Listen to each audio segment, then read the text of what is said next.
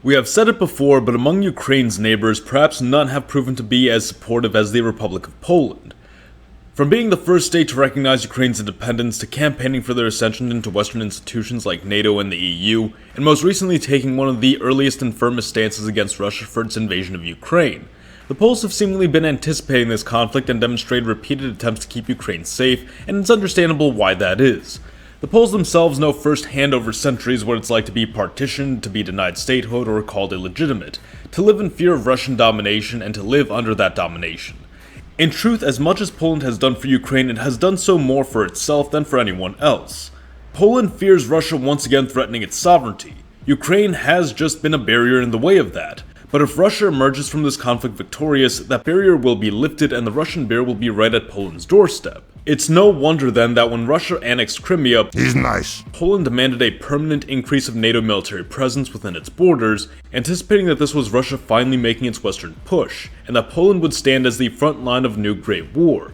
However, for the moment, Russia stopped there.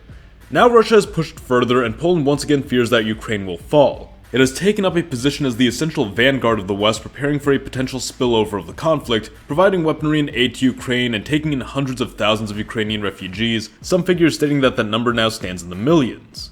Poland is not just taking a leadership role among the supporting faction of this conflict, but shouldering a great deal of responsibility and strain. It must also be noted that Poland, while allied to the West, does not carry the same vision for the future that many other EU member states do.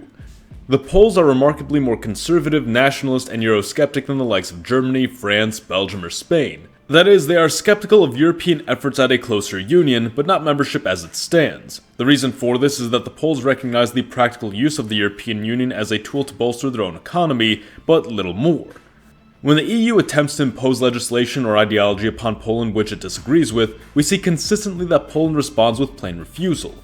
The future of the European Union, at least among its core members, is one of closer union and federation, and Poland, despite the best efforts of the West, will likely not be a part of this future, but rather go its own way, likely with a number of other Central European member states who aren't as compatible with the Western states, or who find closer kinship with Poland and its agenda.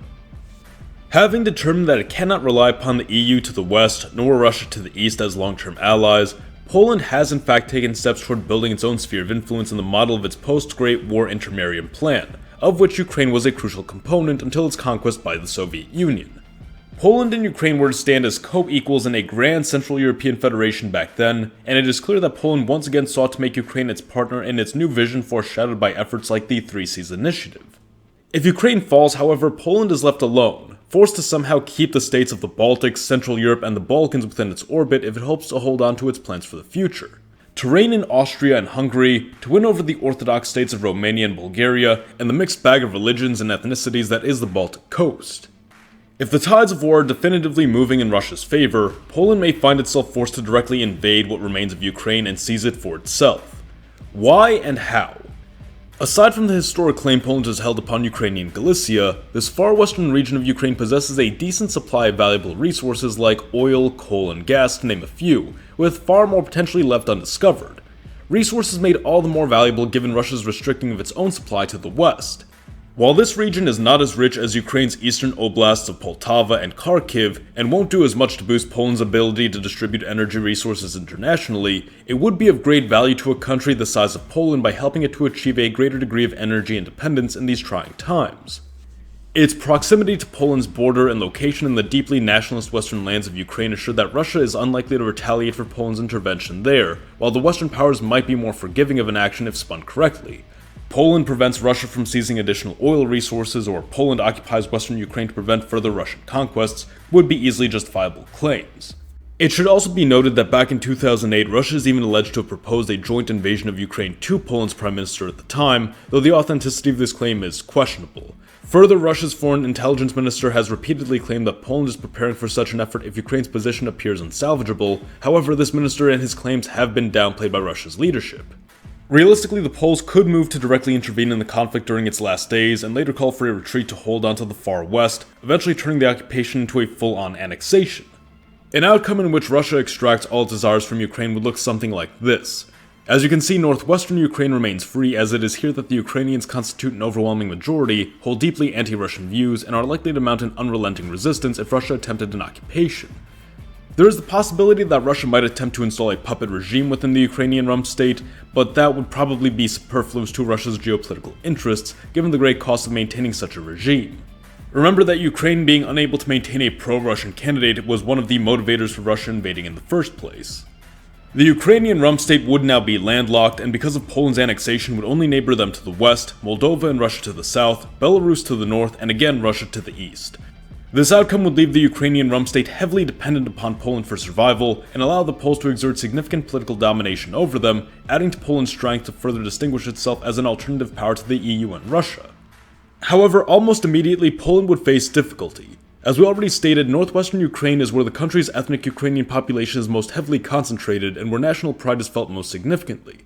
Not only would many within Ukraine begin to resent Poland for swaying their politics and occupying their land, but also for cutting them off from 3 other EU countries who they could have established relations with, and allowed them to remain more independent rather than a pawn of Poland.